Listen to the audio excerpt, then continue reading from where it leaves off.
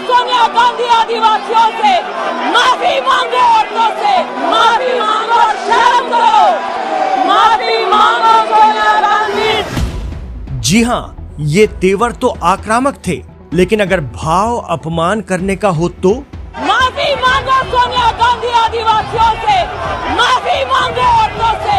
ये हम नहीं कह रहे, लेकिन चर्चा है कि इस एक वाकये ने अमेठी में स्मृति ईरानी की हार का प्लॉट तैयार कर दिया था। जिस दिन भरी संसद में उस वक्त की बीजेपी सांसद और केंद्रीय मंत्री स्मृति ईरानी ने एक मुद्दे को लेकर यूपीए की पूर्व संयोजक और अपने से उम्र में काफी बड़ी सोनिया गांधी का सीधे नाम लेकर माफी मांगो के नारे लगाए थे, बस उसी दिन उनके बच्चों ने तय कर लिया था कि भरी संसद में मां के अपमान का बदला लेना है। इस घटना के 2 साल बाद स्मृति ईरानी को करारी हार मिली है। वो दिन था 28 जुलाई 2022। संसद का मॉनसून सत्र चल रहा था। उस समय की केंद्रीय मंत्री स्मृति ईरानी ने अपोजिशन लीडर अधीर रंजन चौधरी के एक बयान को मुद्दा बनाते हुए संसद में हंगामा कर दिया था। स्मृति ईरानी का आरोप था कि अधीर रंजन चौधरी ने आदिवासी राष्ट्रपति द्रौपदी मुर्मू को लेकर गलत बयानी की है।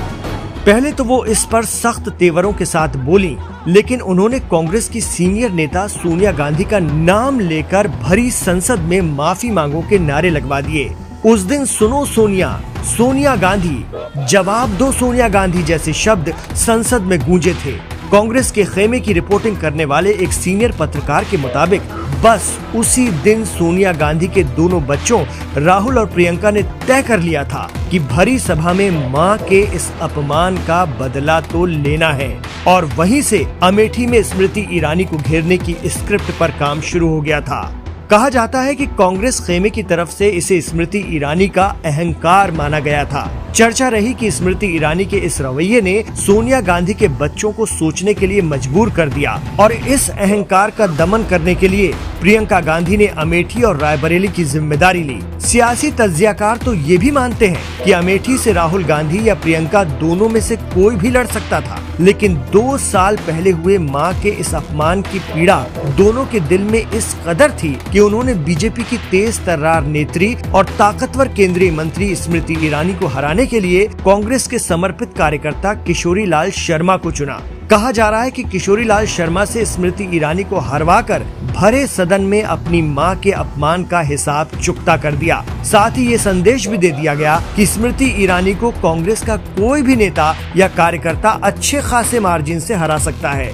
2 साल पहले स्मृति ईरानी का ये वीडियो खूब वायरल हुआ था। कांग्रेस बीट देखने वाले एक सीनियर पत्रकार के मुताबिक चर्चा रही है कि अपनी उम्र से काफी सीनियर कांग्रेस नेता सोनिया गांधी का सीधे नाम लेकर सदन में जिस तरह से स्मृति ईरानी उस वक्त बोल रही थी, ये अमर्यादित भाषा कही गई जो उनके बच्चों को चुभ गई थी।